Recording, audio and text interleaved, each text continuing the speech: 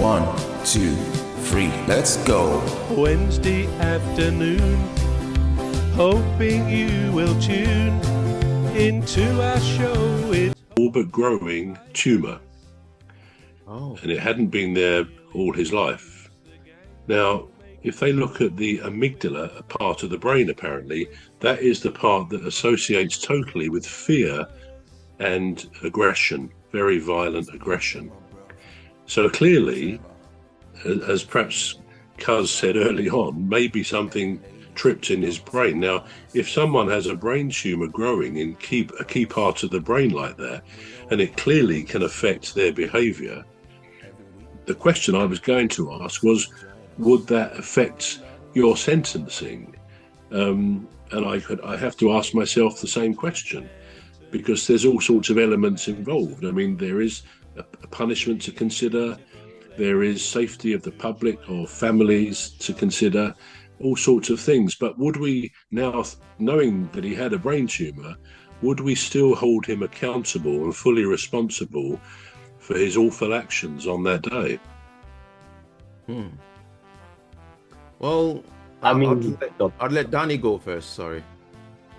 It was going to be quick. I suppose with all those things held in mind, it has to be accountable. You have to hold him accountable, even if there's a mental illness there, and even though he's gone and he's sought and tried to get help, has to be held accountable. I'm not disputing that maybe the doctor he spoke about initially and conveyed those fears. I'm not saying that he shouldn't also be held somewhat accountable, but he should definitely be held accountable. He has to be, because it was him that did it, even though it was his mind. So going back to what Bruv said over here, it'd have to be a criminal institution. It'd have to be a criminal asylum for the criminal insane.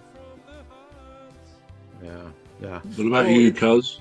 Yeah, so it just kind of brings to mind something that happened in 2011. So 2011, I got to know this lady whom I'm going to refer to as Lady B. Now, I didn't get to know her in a relationship sort of setting. It was just a friendly setting, and I got to know her. And then there was another person that I know at the same time that I know this lady, and I was just talking with him. We were just, and she came up in conversation. It was like, she's a really nice lady, and I said, oh yeah, all right, I didn't find her attractive. She was beautiful, but I didn't find her attractive. And he said she split with her husband. So I said, well, people split up for various reasons.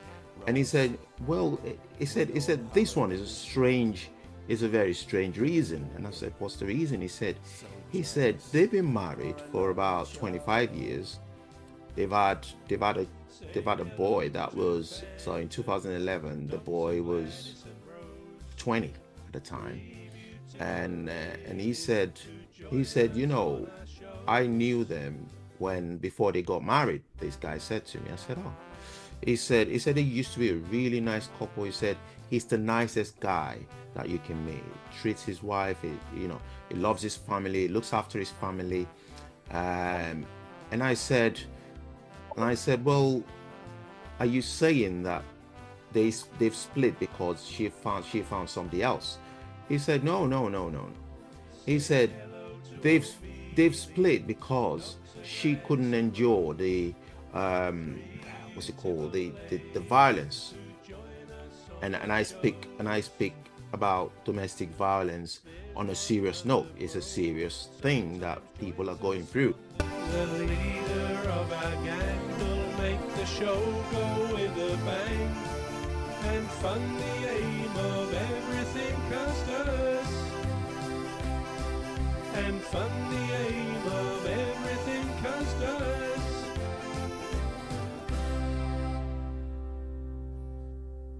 The violence, and I speak about domestic violence on a serious note. It's a serious thing that people are going through, so we don't take it lightly.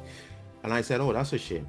he said, till this day, I don't understand what went wrong. He said he just flipped and, it hit a black and blue.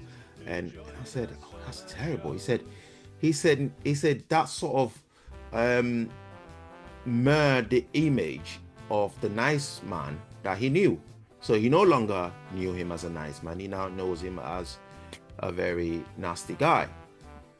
Yeah. And I said something subconsciously that I would never say in a situation like that. I said maybe something medically went wrong. And he got shocked. He said, I said maybe something went wrong medically in the man's life, and he looked at me. I thought he was going to look at me with a look of disgust, like, how dare you side with domestic violence, but I wasn't siding with domestic violence. I was just looking at the facts. If he was a really nice guy and then he's all of a sudden turned nasty, something happened. I don't know what happened. I didn't know them. And he said, it's funny you say that, And he said to me, he went through a diagnosis that has to do with something in his brain. They said it turned out to be nothing malignant, but there was something anyway. Yeah. And he sort of thought the same thing. I sort of made him think differently, Now that doesn't condone what is done. That doesn't condone what is done, but it sort of gives us an insight into why he must have done it, or why. Yeah. Luckily, she escaped unscathed.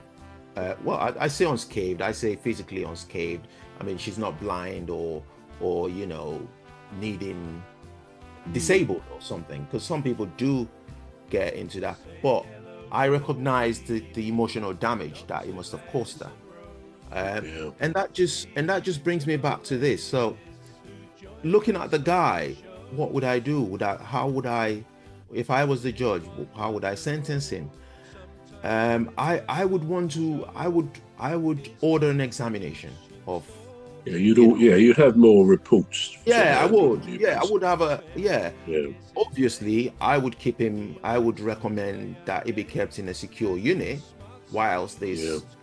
But then this thing happened in 1966. Yeah. So back then, there's probably not enough. Of our gang will make the show go with a bang and fund the aim of everything cast us and fund the aim